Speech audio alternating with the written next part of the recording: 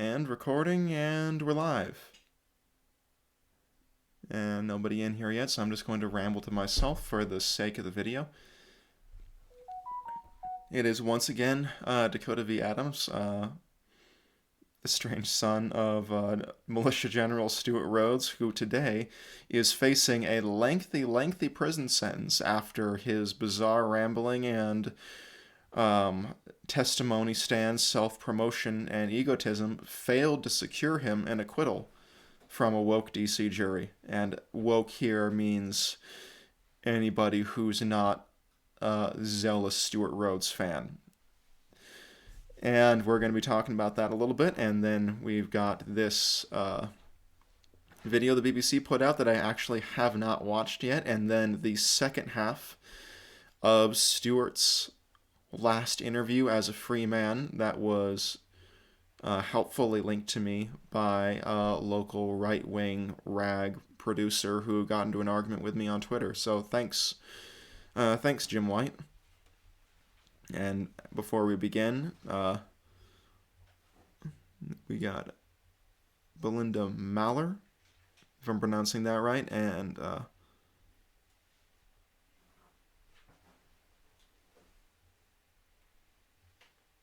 Melankaya Fall.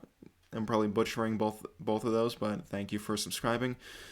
And as a brief aside, the outpouring of support after Stewart's conviction came down and all of the fluff pieces went out has been overwhelming. My phone has not stopped dinging. And mostly last night was actually the only good...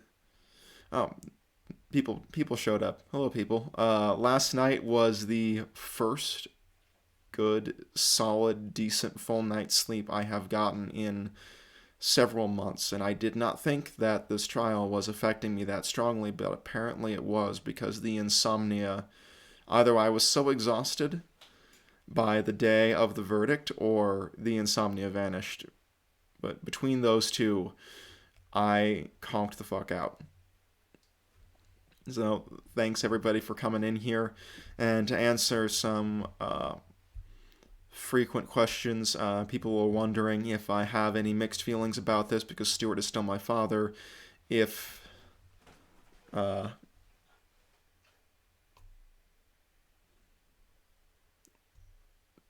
excuse me, let me adjust this real quick.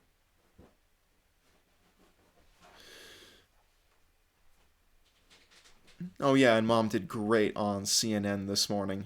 That is also a thing.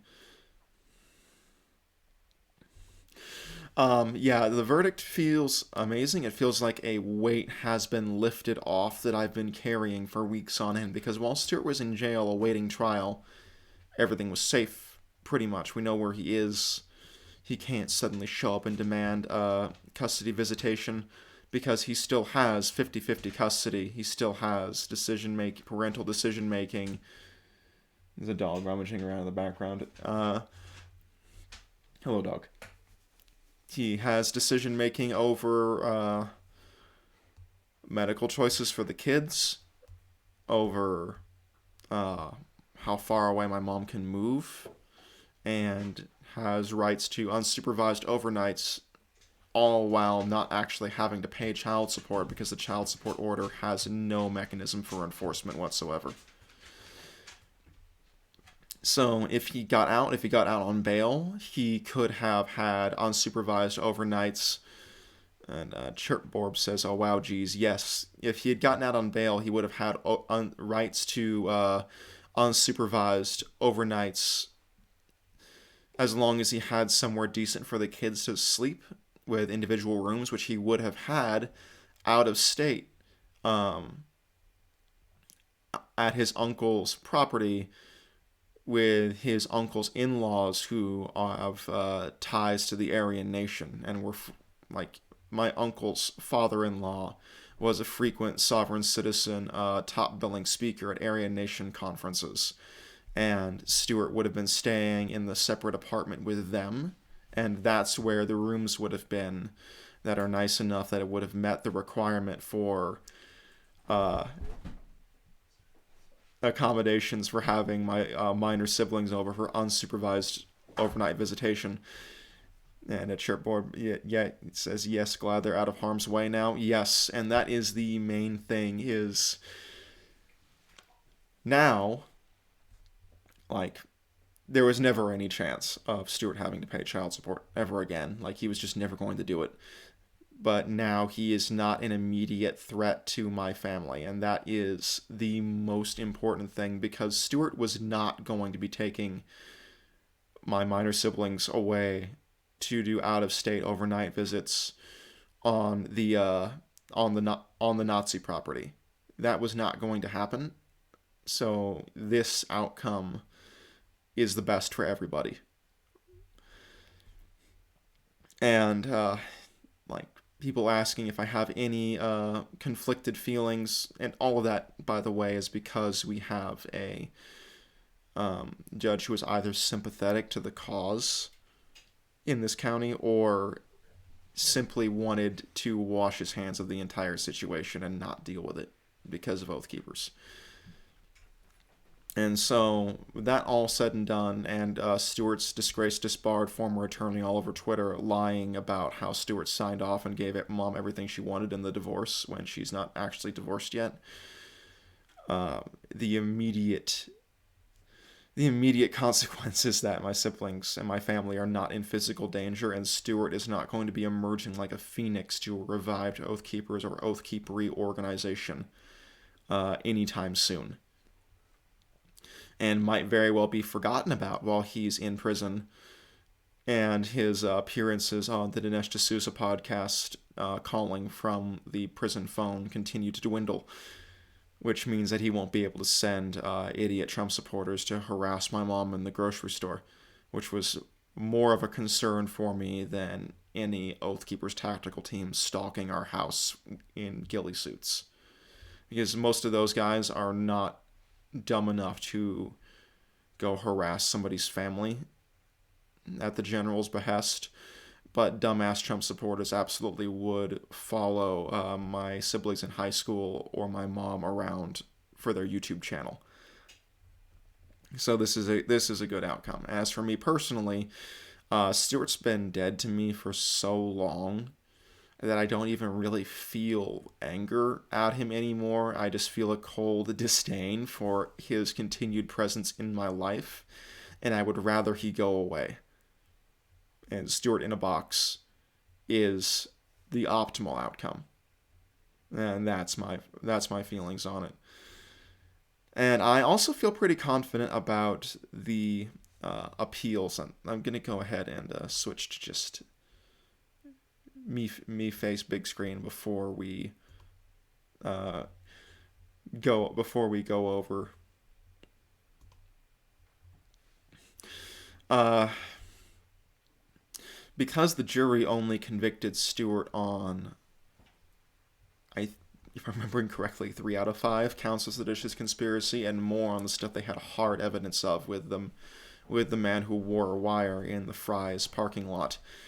That was the hard evidence of Stewart's seditious conspiracy after January 6th, when he was still actively begging Trump to be the figurehead of the revolution they kept saying they were going to have anyway, and that he was not convicted of conspiracy to obstruct, but was convicted of obstruction.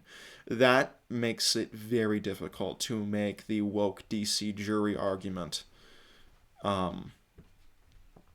or the they just didn't like him emotionally because he was shaming his lawyer over their BDSM relationship angle. Like that, he's not going to be able to have a good argument for any of that in appeals court, because the decision was so even-handed and obviously unemotional.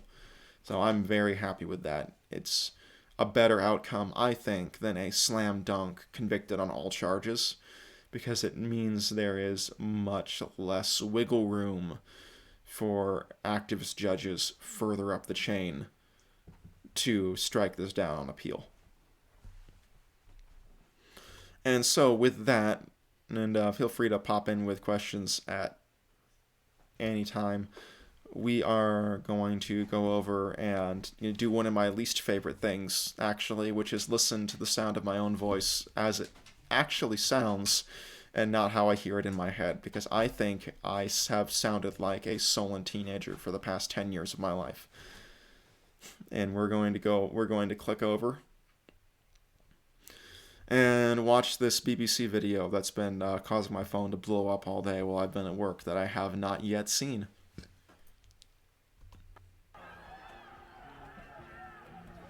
January 6th, we watched that. I knew he'd be there. Wasn't sure how much of a role he would play in it. And I saw some footage of what's now known as the stack. I knew immediately before I zoomed in that that was Stewart and that was Oath Keepers.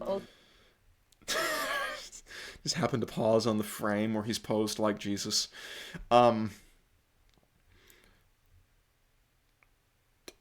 had something I was going to say up front and it's gone. I looked at this screenshot here and it instantly vanished from my head. The train of thought is derailed.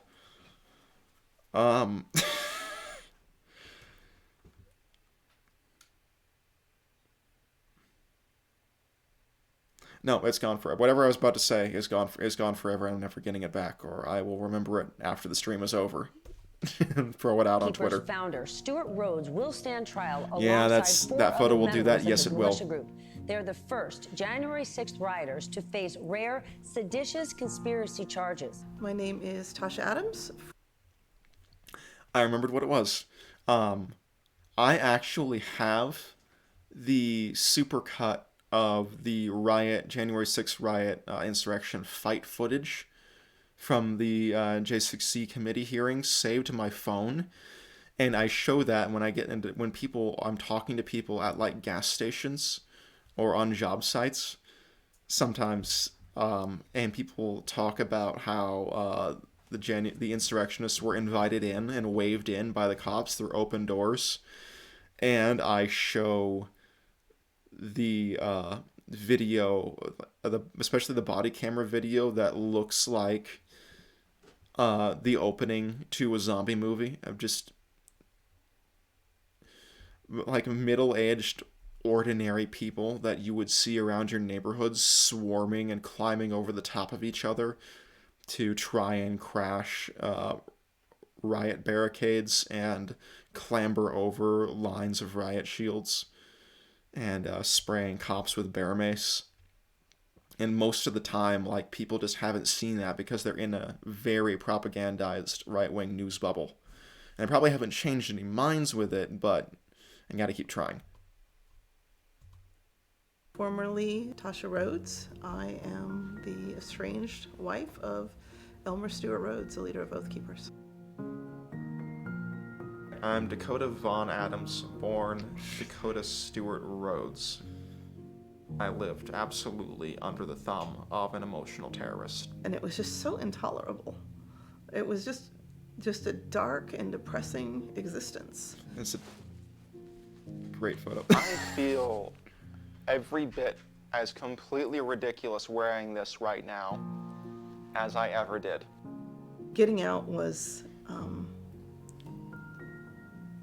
one of the hardest things. Mom and really is up until we got super out, photogenic, we and did not I am know not. if we were all going to get out alive. Yeah, I am not photogenic. Oh. I was the last of all the children to see Stewart for what he was. I was the last child to maintain any kind of loyalty. Among my earliest memories was I startled Stewart while I was waking him up, and he snapped upright and drew a folding knife on me when I was, I think, around 4 years old. I grew up absolutely believing in Stewart's vision of the shadowy, malicious I had to carry that rifle over my shoulder to institute a new world order. I had to carry that rifle over my shoulder, and it's a Lee Enfield cut down lightweight rifle, like you call it a scout rifle, British military surplus, and I had to carry that thing around over my shoulder every time my siblings went outside to play. And there was a time in the house we moved to after the now infamous escape tunnel house, where and it's a 308, and it was actually really lightweight and serviceable. But it's like chambered in the standard hunting rifle round, and it's a good thing it was lightweight, because they were like, for a while after we moved from the escape tunnel house, because we were living closer to people and a paved road than we had been. We were no longer miles from a paved road. Hello there, new person. I had to the little kids were only allowed to go outside and play in like 20 by 20 square in the driveway, and I had to stand and watch them with that rifle the whole time they were outside, in case of wandering rapists or grizzly bears. And the grizzly bears was a legitimate concern, but it was ridiculous to have the kids having to, on a 20-acre property, riding in circles in one patch of a driveway on their bicycles, because they weren't allowed to go anywhere else. And I had to stand there with my rifle on my shoulder and just stand around and watch them the whole time. So it effectively defeated the point of living in the woods for months on end. And then when Stuart got over that particular paranoia kick, he stopped caring about where the kids went. And a couple of my siblings basically moved into the woods and would disappear for like 5 hours at a time, wandering miles away. And Stuart didn't care. Anyway. And Stuart's actions to selflessly save the country and stand up for America and the Constitution made him a direct target of these people. Trigo Pub.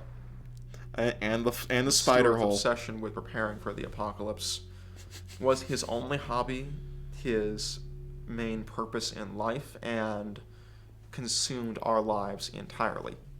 We ended up living off of these survival storage items. The family lived off of exclusively oatmeal and apple chips for months at a time, because that was the largest amount of oatmeal and apple chips as a prop. Oh my goodness. It's really hard to articulate the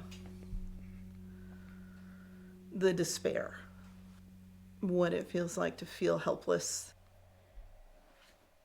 I am coming to terms with the full reality that I did not have a father growing up. In practice, I had one parent and a dangerous obstacle. Stuart was a disabled veteran. He had broken his back in the military. He was talking about starting an organization for military, veterans, police, people who had sworn the oath. He was in a manic mode, and he would do that sometimes. He would sleep for days, and then he would just my typing get crazy technique about is something terrible. and type for days. You know, a reasonable person would probably say, well, I'm going to take my baby and go sit in the living room somewhere. But he would get upset if I tried to do that. I would have to stay in the room with him. So I'm trying to get this poor baby to sleep with this blasting music. And he kept saying, wait till you see what I wrote. That was the night he typed up the 10 orders we will not obey. And I would like everybody... Oh, excuse me, phone notifications. I would like everybody, and invite you all, as we go over these 10 orders we will not obey, to reflect on these. I'm feeling okay. How are you feeling? I'm feeling pretty okay. For the first time in a long while. Oh, more new people. Hello. A lot of the 10 Commandments. Yes, I did not. It took me a long time to realize that was a parallel, but yes. 10 standing orders you will not obey. 10 Commandments. All thou shalt nots. But I'll invite everybody to, as we go through the 10 standing orders, look at them in through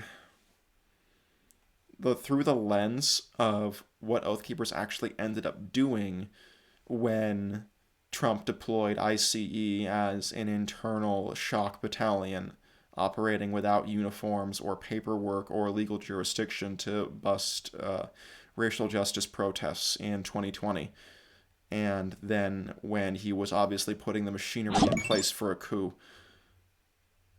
Oh, thank you for the follow.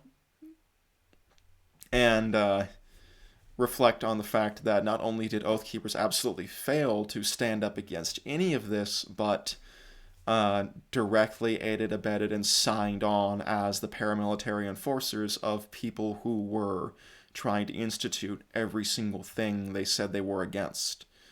It's like that's the entire story of the BLM movement, is right-wing militias Sieg Heiling and swearing full allegiance to the black helicopters when they show up because the right people are being targeted. New person, hello.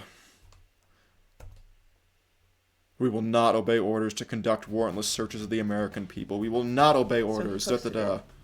And it had gone viral by morning. Stuart Rhodes is the founder of the Oath Keepers. Do you guys Oh, have the current firepower I love this interview. to stand up against the federal government if you people are ordered to do those things? It's the obligation all of us have who have sworn an oath to support and defend the Constitution. And so what we're calling on active duty military and police to do is to simply stand down and to refuse to comply with unlawful orders. Oath Keepers catapulted from a draft blog post from a guy who's on the verge of being evicted for non-payment of rent and whose children don't have any food to being a national news figure. There's no expiration date on that oath. Stuart Rhodes, the founder of Oath Keepers.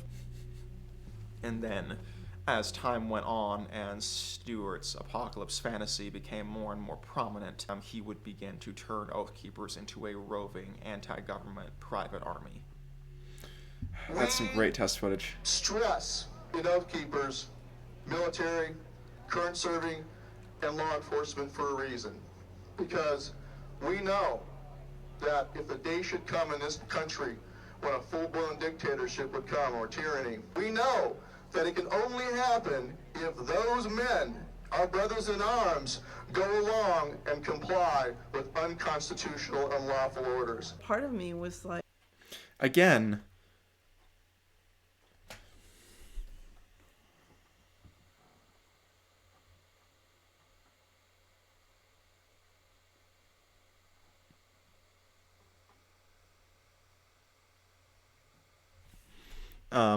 I would like to invite you to remember, no, sorry, I got the,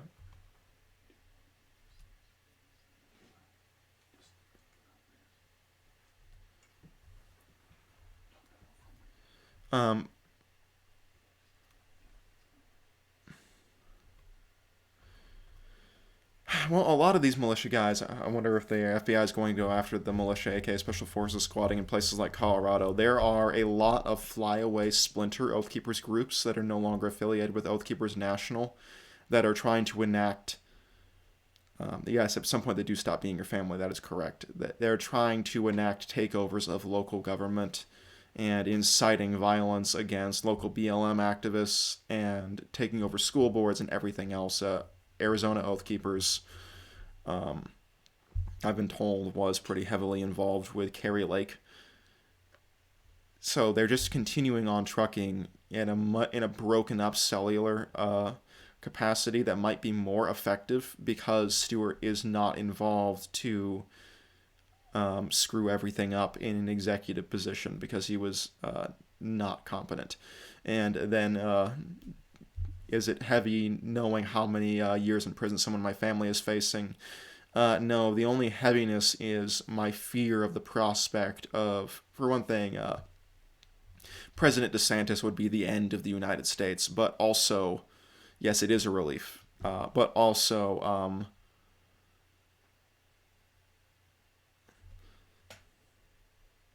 I'm not familiar with Les Mabes. Oh, you're involved-ish with Ferguson.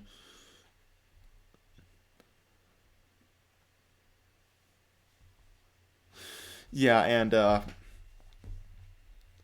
my only feelings is that I am concerned that some future Republican government could let him off the hook early, and then he'd just be loose in the world again. And like, especially my little siblings, I worked so hard to make sure that this nonsense was not part of their life. I don't want them to ever have to deal with seeing some dude with an eye patch in a grocery store parking lot and freaking out and thinking it's Stewart again, because that is something that has happened a bunch. Is everybody like thinks they see him around town every so often and has an anxiety attack. And I don't want to ever deal with that again. And like by the time I was 18, 19, definitely by the time I was 20, I no longer had enough emotion for Stewart left to feel angry about him or his absolute failure as a father. Hello, new people. My only feelings on his time in prison is the practical consideration for how much safety it buys my immediate family. That's it. Like, maybe this is the thing that will fix him, because he kept saying the reason why he loses his temper, the reason why he's violent, the reason why he acts like this is because he hadn't found his path in life. And I needed to help him find his path and heal him, and then he will stop acting like this. And so part of me thought, well, maybe this will help fix whatever it is that's wrong with him. Horrified as I was by the coming apocalypse, the potential of Oath Keepers to mitigate or prevent this was a spot of hope for me. I had a childhood set of body armor. We sporadically attended tactical training while Stewart mocked me from the sidelines with his copy for not being a well-drilled Minuteman. Looked like a gopher popping out of a hole when I put the damn vest on.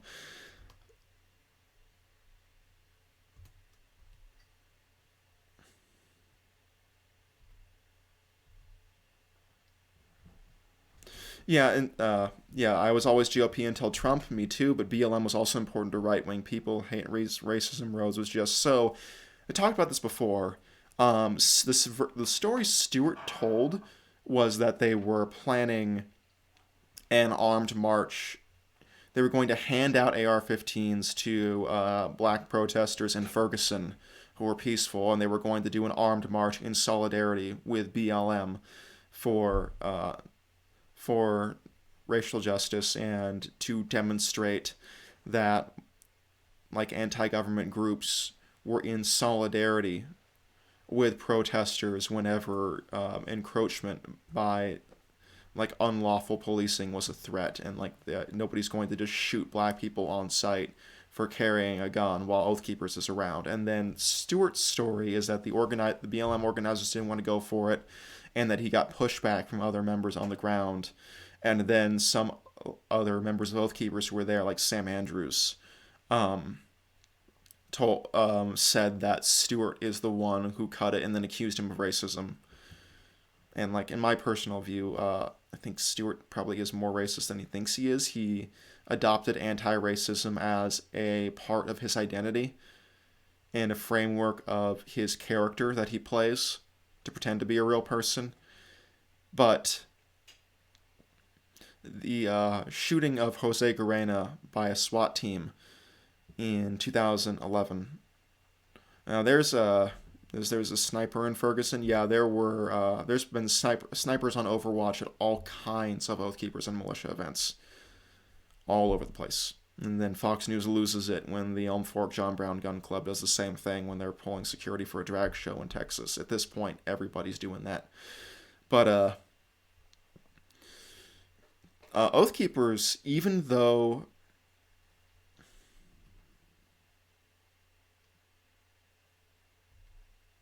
I feel that it is important to self-identify as anti-racist, because that way when somebody wigs out on you calling yourself anti-racist because it's woke, then you know what their real beliefs are. It's a great litmus test. But when Jose Guerrero was killed, Oath Keepers protested his death, put together a memorial video, and they did that even though every single cop on the Oath Keepers board of directors resigned at once in protest of Oath Keepers protesting, because they felt it was wrong for Oath Keepers to question the decision-making of cops in any capacity. And the same was not done when Breonna Taylor was murdered. And so I think, like, there's a pretty significant equivalence in those two events. But the difference is that Stewart might personally identify much more with a Hispanic military veteran than with a black EMT. And I think Stewart probably felt the murder of Jose Guerrero, much a Hispanic military veteran gun owner who was shot for grabbing his rifle and being in a hallway holding it when the SWAT team busted in. And then lied and said that the opened fired first in their police report when the forensics proved that wrong. And he probably feels that much more personally than the murder of Breonna Taylor, and that is why Oath Keepers was not in the streets for Breonna Taylor, even though from the outset it seems like a vast inconsistency. Was I ever aware of militias storing arms along the I-70 corridor? Not specifically, no. I know there are lots of militia caches along every major highway corridor in the United States. And I know in particular highways rolling through mountain passes, especially into Mormon areas. The consistent rumor has been for a long time that every choke point and bridge going into especially Mormon Utah from a major city is prepped to be blown with dynamite in the event of an economic collapse to choke off refugees from entering Mormon areas. That is the consistent rumor that I heard all through my childhood. Yikers is correct. So, yeah. But yes, BLM was the turning point for me in seeing how the entire right wing and the GOP stayed in lockstep with Trump when his actions against the BLM protests were blatantly, clearly wrong. And this was on top of Trump's betrayal of the Kurds in Syria for no reason whatsoever, and then Russia getting everything they could possibly want out of it, which caused me to reevaluate whether I was willing to give the Russiagate thing the time of day.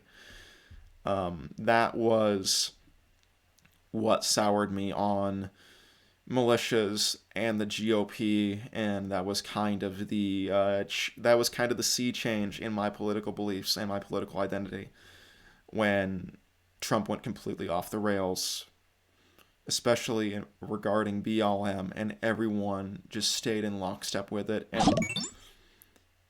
And yeah, thank you for the follow. Everyone just stayed in lockstep. Yeah, Syria was my sea change, but in 2016, yeah, it took me a little bit. Yeah, I think it was 2017 when we fully betrayed the Kurds in Afghanistan. In Syria. And I remember getting into an argument with a bartender about it who could not understand. The Trump campaign had made illegal promises to Syria. Yeah, I wasn't paying attention to anything like that. And just remember talking to a bartender who went around in circles because she could not understand that leaving Syria because we had no business being involved in the Middle East, and then immediately threatening to invade Iran because we had to keep Muslim nations down. Those were contradictory, and literally from 1 minute to the next, Trump supporters I talked to would reorient their entire belief system to make sure that they were never in conflict with Trump. Like die-hard Republican military family good old boys that I knew through my fire department and around town would suddenly become pro-gun control whenever Trump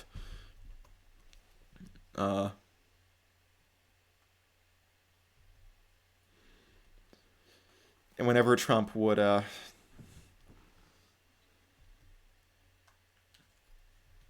yeah, and I was not familiar with that at all. In fact, I still don't know a lot about that. The illegal promises to Syria made in 2016. But just watching how people I knew would completely reorient their personal beliefs to be pro-gun control when they'd been pro-gun rights their entire lives, just to stay in lockstep with Trump, was something that seriously concerned me and made me reevaluate a whole lot of things. So we'll go back to the video before I run out of time. Jeez. I feel every bit as completely ridiculous wearing this right now as I ever did.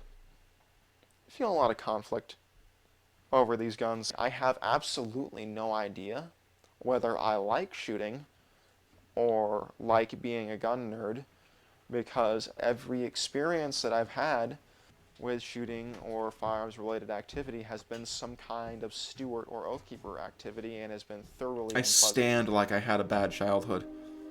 There'd been That's a terrible. gradually growing awareness that my home life was not okay. In particular, with Stuart getting increasingly unstable when he was at home, and seeming to regard me as I got older as a rival male in some weird way, like a rival male authority in the household that had to constantly be kept in check. And I also saw how, especially if the apocalypse was not actually happening, then all of this was pointless. The way we lived was pointless.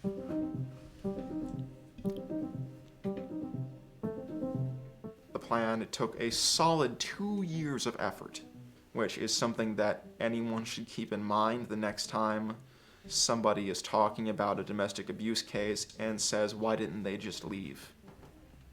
2 years of planning. It was just so intolerable. It was just a dark and depressing existence, and very hard to remember that there was life I accidentally outside of opened that house. office, sorry. Getting out was terrifying. Heart pounding, adrenaline racing. Our plan was to leave early in the morning, and early morning comes, and the kids and I are all exchanging glances, and Stuart just went into manic mode. At the time we were on 20 acres in the middle of nowhere, so finally we came. Yep, so this house right here, they call it the upside down boathouse. At the time we were on. This is the house that we lived in where we technically actually owned the property for the only time in my entire life after moving from rental to rental for every 2 years, my whole childhood. Yeah, 2 years. 2 years of planning and logistics after I started getting real adult jobs with money that was not tied to Oath Keepers. 2 years to secure independent transportation, find lawyers, develop a plan around Stuart, keep Stuart in the dark, get stuff done while Stuart was away on disaster relief operations, that kind of shit. And yeah, Mom is a very gripping speaker. But this is the house we lived in. We owned this property technically, but the mortgage was a terrible owner finance mortgage because Stuart ruined his own credit by never paying on his student loans, maybe deliberately, so that he would never be able to be tied down. He just kept promising my mom that we'd buy a house and not ever have to deal with landlords again next year for their entire marriage.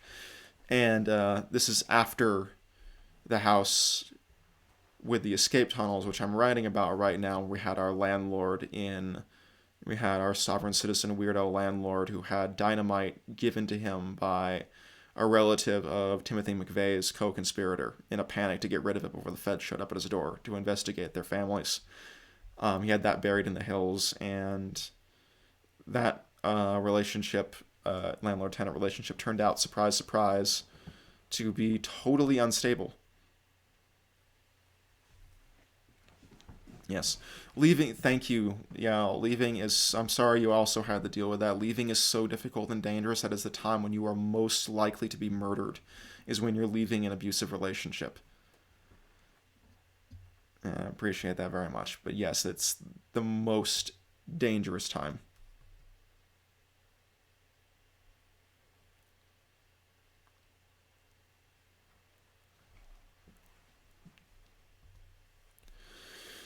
Oh, I'm not familiar with Jack Smith, but yes, everybody launders money and grifts, especially with all the guns. Yes, I think we're gonna cover that in a second. Yeah, there was a literal An event funded by Mike Lindell called The Return. I'm not familiar with that one.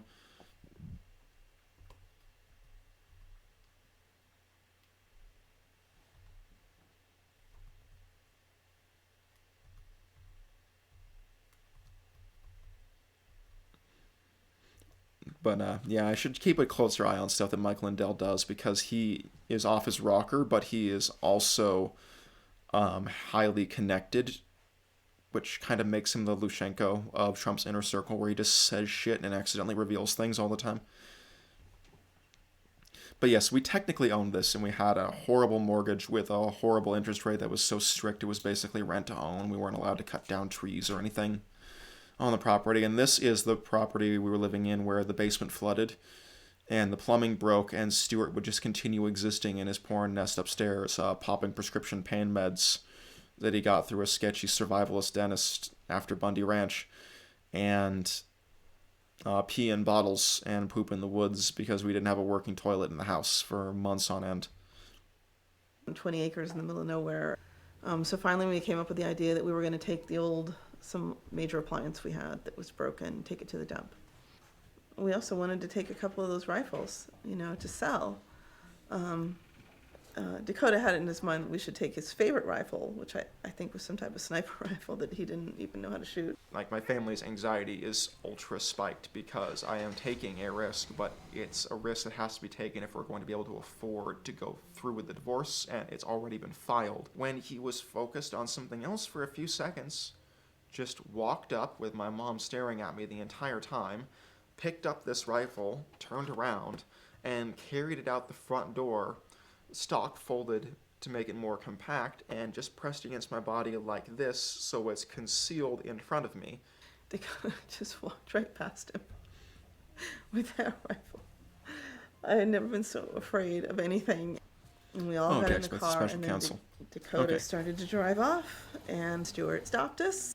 So I will say that it was not a sniper rifle. It was a very fancy production of the Israeli Galil, Israel's 5.56 NATO chambered copy of the AK. That was their previous standard military rifle. It was way too expensive for what it was, and it was his very favorite gun. He was obsessed with it, and all of the expensive guns were upstairs where we couldn't grab them. So we came away with like less than half of the dollar value in guns for paying the rest of the attorney's retainer and money to live, because we knew he was going to vanish and not pay child support until he got a court order.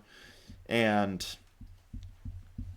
the guns that we had access to that were in the house were guns that were in the rickety, falling over pile of loaded, chambered firearms that had to be by the door at all times under the coat rack, and the rifles that were stashed around the house and hidden in the kitchen, which tended to be cheaper, like except for my mom's SIG 5.56. Yes, amazing. Except for my mom's SIG 5.56, which is the same rifle I have. It was all like those old Lee Enfields, like the one I was carrying in the picture, and old basic AKs. Just as we were leaving, and I could just remember seeing the girls' eyes just bug out. My younger siblings all ducked down in the back seat because they're not supposed to be. Nobody's mentioned them being in the car. And I roll down the window expecting that we've been caught and this is about to turn into some kind of car chase. And he said, pick up some steak on your way back. And that one moment kind of bothered me because I just saw it almost in a disassociated way of just this person, whole life is about to change. He thinks he's going to have a steak dinner with his family tonight, and everything's going to change. Nothing will ever be the same again from this moment on for him. And that was certainly true.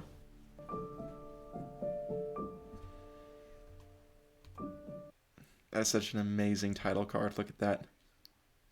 So artistic. I feel absolutely no sympathy for Stuart not getting a steak. When something bad happens to Stuart, something bad happens to me.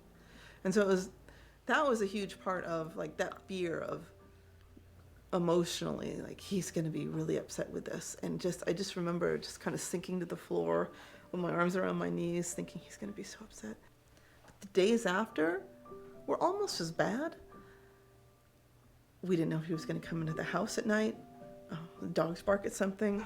We think we hear him, think we see him everywhere. I mean, somebody had to stay awake and guard everyone.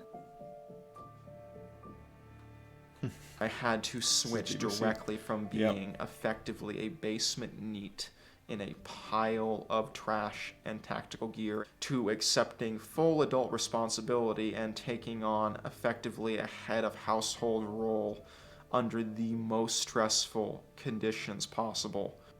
I found the time and the mental energy to do everything that I could to make sure that the kids got to soccer games and do children's theater and after-school activities and get to have, to the fullest extent possible, all of the normal childhood that I was denied and never going to get back. Oh, he's definitely still waiting on that stake. Well, he's probably he's probably gotten a lot of stakes on the Oathkeeper's card and on his supporters' dimes. On his supporters' dime. Since then, he's not shy about exploiting any kind of expense account he's got access to. He mostly lived off of these Oathkeeper's expense card for a long time. Veterans who swore that oath until you're age 65, you can be called up. I just want to say something real quick. The black cowboy hat. Just real quick here.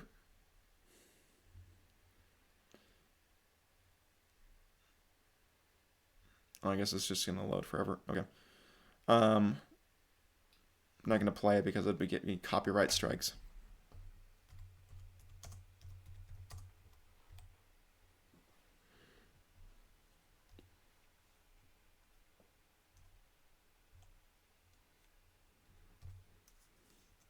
But that's probably not the name of the band.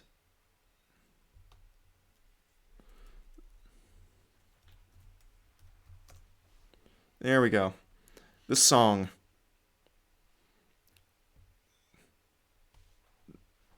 This song from Iron Man 3, The Bad Guy.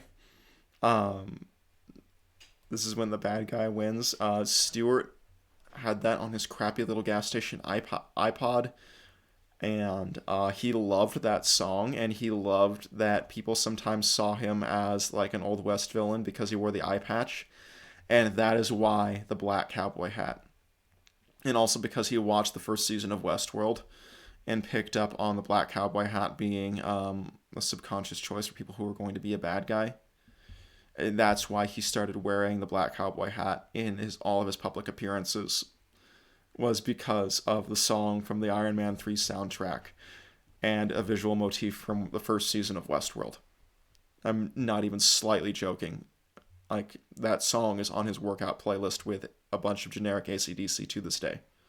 Probably. It's probably going to be one of his prison items as an MP3 player with a bad guy from the motion picture soundtrack to Iron Man 3.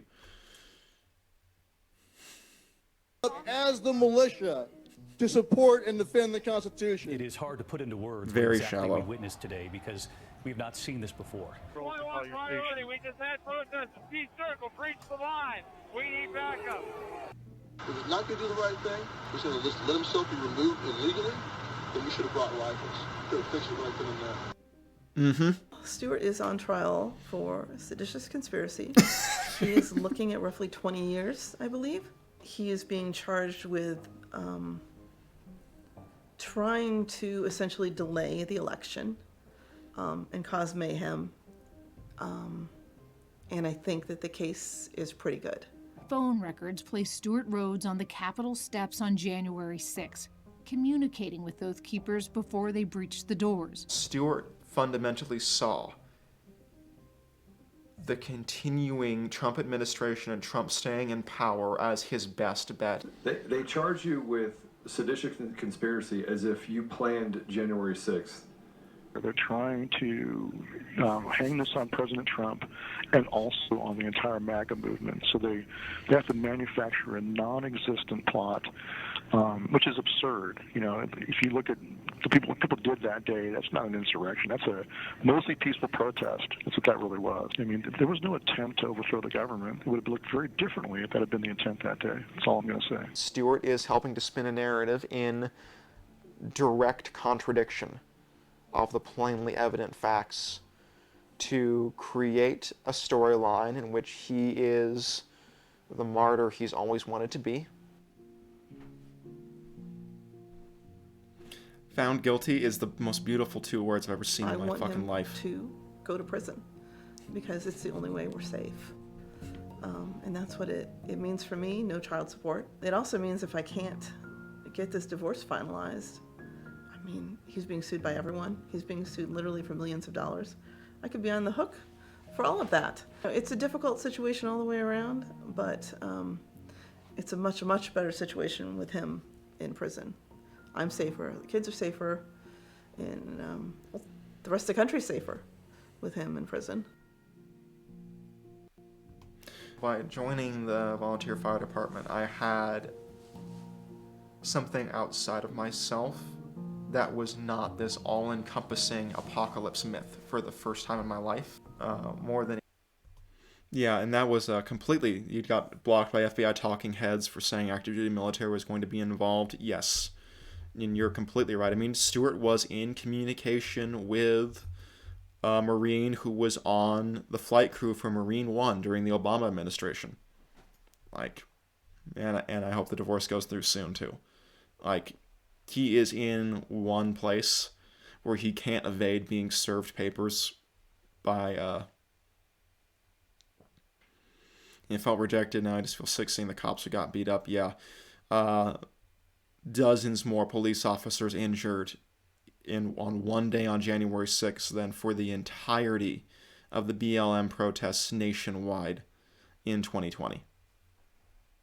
6 versus 60. Anything else, I saw people who lived up to the endless empty rhetoric that I was surrounded by growing up about sacrifice and civil responsibility. I'd heard all of the words at 1,000 speaking engagements, and joining the fire department was the first time I'd ever seen anyone live it. The threat of Stewart being able to rebuild his following certainly weighs on my mind. Stewart based his entire identity, not a lot of people know about that one, in founding Oath Keepers around this idea of service to the United States Constitution, standing up against all enemies, foreign and domestic. And I don't believe in rhetoric anymore, and I believe that any promise is only as good as the intent behind it.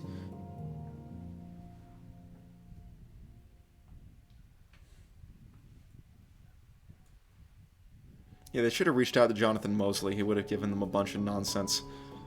Yeah, so that was, compared to the borderline hit piece that the New York Times ran just recently, featuring my mom, I really liked that one.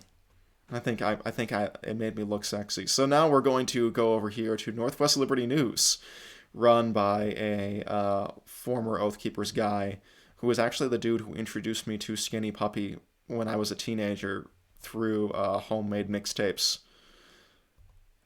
And Stewart Rhodes, villain or political prisoner? Villain. Jan 6 Riot was actually a provable false flag event. So we got through the first half of this interview last time, and I paused too many times while we were going through that to save space for the rest of this, but we can watch a few minutes of this. Is Stewart's final interview as a free man shortly before his arrest. They did not elect those world governors, and they had their mega corporation of their day, which was the East India Company, that had special favors from the king. We're dealing with a parallel situation. We've got foreign powers, like the communist Chinese and the globalists, who rule over us through domestic puppets that we did not elect, like Biden. But not just Biden, the entire Congress. This is not saying that everybody in Congress is bad. Like, I think Louis Gohmert from Texas is is a wonderful patriot. But the point is that in order to stop the Trump campaign and stop the populist wave, they shut down our election system and took it over. And they did that through COVID. And so you just have to be willing to accept the full extent of the damage. And the full extent of the damage is that entire election was unconstitutional. Hold that thought. We got a hard network break coming up here in 20 seconds. Oathkeepers.org, oathkeepers.org, critical disclosure. Yeah, and last time I put this on, I got terribly distracted. And those recordings will be up on the YouTube channel in a little bit. I completely forgot to upload those, my oversight. But last time I was going through this, I got distracted by going on a wonderful adventure through all of the weird, scammy advertisements on this guy's website and his bizarre food pantry and streaming service and blood cleaning protein shakes. I'm here with the founder of Oath Keepers, Stuart Rhodes. When we get back on the other side of the break, we'll talk about the constitutional sheriffs, talk about Ray Epps, and plenty of other things. Back after these brief messages here on BrighteonRadio.com. So we'll see if we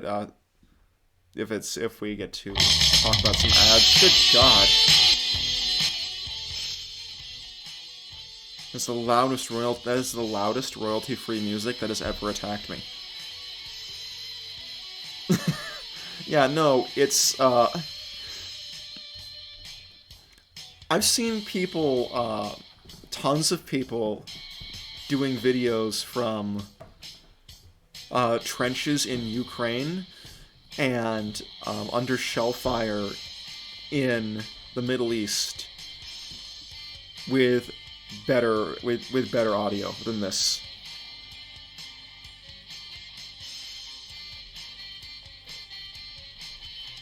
It freaked me out that people flock to influencers to learn about you rather than you. Well, I mean, a lot of people go to influencers for stuff, like a bunch of kids in Generation Z now, my generation, go to influencers that they know on TikTok to get their opinion first. So, and a lot of people also don't know that I'm, like, publicly available and have open DMs on Twitter and all of that, so they won't think to go there first instead of getting cross-contamination from their favorite people on their social medias. 12th day of January 2022, and I am here with the founder of Oath Keepers, Stuart Rhodes, who's been a guest on not this particular broadcast, but many different radio Yeah, people being available is definitely the exception rather than the norm. And if I were actually famous, I would not be able to have open DMs. For the Oath Keepers many years ago. Speaking of that, Stuart, let's just do a little look back here. What do you think here? What a time that 2014, that whole thing down there with the Bundy Ranch and everything that happened down there. That was what you talked about before about that wave of patriots. That was sort of a spillover effect of those wave of patriots as well. When they saw, I think it was the video, was it Ammon that got pepper sprayed, or one of the Bundy boys got pepper sprayed or something, and that video went out, and man, I tell you, people just flocked down there. We're coming up here on the anniversary, I think, here probably it would be the 8-year anniversary here in a couple of months. Any reflections back on that time? Stuart tried to drag me along to Bundy Ranch. Mom vetoed it. I refused to go. After the Waco massacre, there was a backlash. That's where a lot of the militias in the 80s came out, or the 90s. I mean, it was after the Waco incident, and so the battle cry after Waco was "No more free Wacos." That was one of the things that Mike Vanderboe of the 3%er movement would say. And he was the founder of the 3%er movement. He would say, "No more free Wacos." I think with Bundy Ranch, it changed into "No more Wacos." We're not going to let you do it. It's not like you're going to do it and then we'll do something. We're going to stop you from doing it in the first place. That was the mindset of everyone that went down to Bundy Ranch. We're not going to let this happen. We could see the setup. It's going to be very similar to Waco, potential for loss of life of women and children in the Bundy family, very extensive family. And so I think that was the motivation of everyone that went there, was to prevent another Waco from happening in the first place. And I think we did it. Cassandra So Fairbanks? It was a mess, of course. You had a bunch of people Not coming familiar from with all over the Cassandra country, Fairbanks. all kinds of groups, group leaders, a lot of them arguing and fighting. BLM-ish protester from California. All kinds of infighting. But point is that Americans showed up and prevented another Waco standoff from turning into a tragedy. Now, Stewart, when talking to other people, described Bundy Ranch as his specific wording being grotesque and disgusting was Burning Man without the naked chicks. And she runs Tin Pool's internet stuff. Oh, that makes a lot of sense. Yeah, so Stewart's guys that he brought with him were involved in multiple near fistfights and in incidents where different militia groups drew guns on each other. One of them got through an attempted assassination in a hotel room where somebody got an adjoining room to an Oath Keepers dude and took the painting down off the wall and fired through the wall into the bed of the adjoining room with a silenced, they think was a silenced pistol, and then replaced the painting, and they just found bullet holes like in the pillow and followed that back to the holes in the drywall and then figured out where it was in the room next door. And Stewart went AWOL for a while in the middle of all that and was probably out somewhere in Las Vegas hanging out with a bunch of hookers, and then yanked his guys out of the Bundy Ranch area in a panic over rumors of the Department of Defense authorizing a drone strike in case a firefight broke out with BLM agents or federal forces.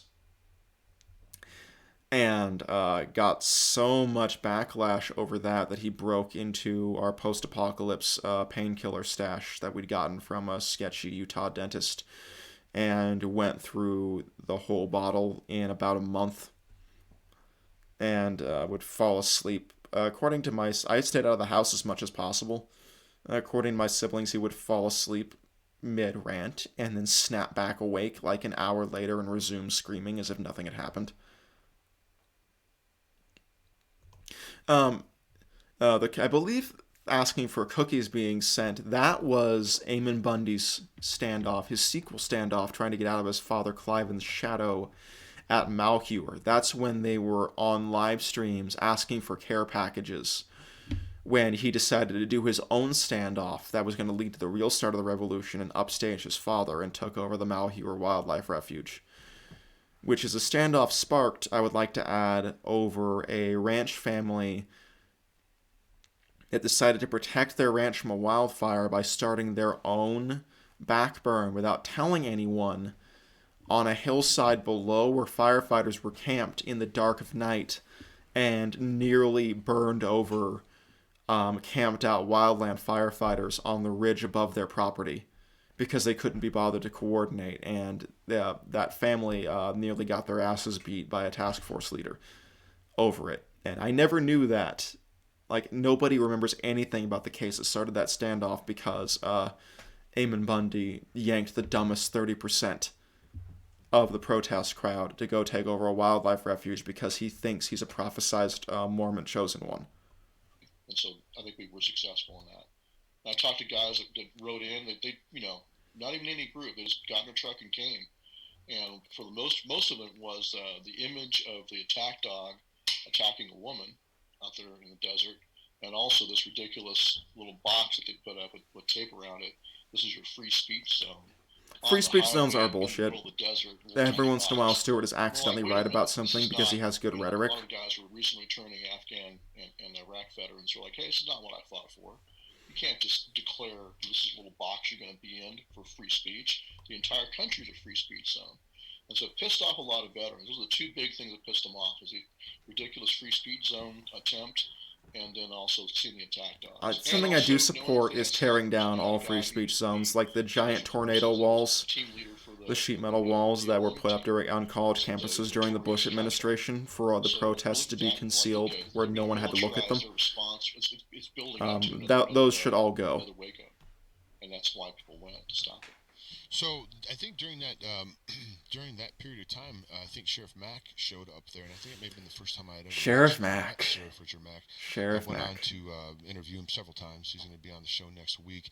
Came here to Kalispell, spent some time here, a couple of days. This guy on the right here is great guy. Like an hour away from me. He's in the same city where I go to college. Constitutional Sheriff, Stuart. I know you're a proponent of the Constitutional Sheriff. How vital is that? We had an interview yesterday talking about with Kurt McKenzie, talking about the constitutional sheriffs and how important that was. Montana is a sheriff first state, so it means the sheriff is the most powerful law enforcement officer in any county. Tell us if you can about the constitutional sheriff, and how are we doing as far as, I know you don't have your... And Montana sheriff's departments are also generally pretty corrupt. I think that's just part of it. And fun story about Richard Mack at Bundy Ranch. And maybe I'll be able to find that interview for a future time, because we're just about out of time here. In fact, we are actually over time, so I'll close with this thought, and then on next week's episode, we will get through the remaining 20 minutes of this interview, and then look at something else, and move beyond Stuart's last interview as a free man, milk it for 3 live streams worth of content, because that's how I roll. Richard Mack went out into the desert, got in front of the media cameras, and told everybody that he had his family there, and said, "We are intentionally putting women and children in the front lines of the protesters, so that if the feds start shooting, the whole country will see what they're really like." And then after that, it was like, whatever we have to do to keep Richard Mack away from the cameras unless he's under control, so that he never says anything like that again. And it became like an internal joke inside Oath Keepers and with other militias. Like, look out, the Civil War is about to start, and you can tell because Richard Mack has strapped his wife and children to his body like a Spartan's armor to wade into the fight. He's got his family child armor on. Yes, Dick Mack. Dick Mack sounds way too much like a porn star or wrestler name from the 90s. It's too cool for Richard Mack. Richie M. Richie M sounds like a really lame rapper who accosts you with his mixtape and a closed down mall. We'll go with that. And so, yeah, Richie Mack and his child armor was The Rock's first rejected host name. Richie Mack and his child armor was militia movement internal meme for years running, and may still be, along with Richard Mack's, which I still have to find somewhere, his video that he would take with him to speaking engagements with his alternate universe fan fiction Rosa Parks short story. Like what he would have done if he were the police officer who was called to arrest Rosa Parks for her bus protest. Which is absolutely hilarious and bizarre. So, I'm going to call it then, and again, I would like to thank everybody for the tremendous outpouring. Yes, that was real. That is real. It exists somewhere. I'm going to find it. I'm going to find it for you, because I know what the people want. He had a lot of stuff like that. And a clip show. All his speaking engagements were that, and like clip shows. Absolutely amazing. Please send us this. If I can find it, I will. It may not be on the internet. I haven't found it yet, but it was all clip shows of clips from Braveheart and The Postman.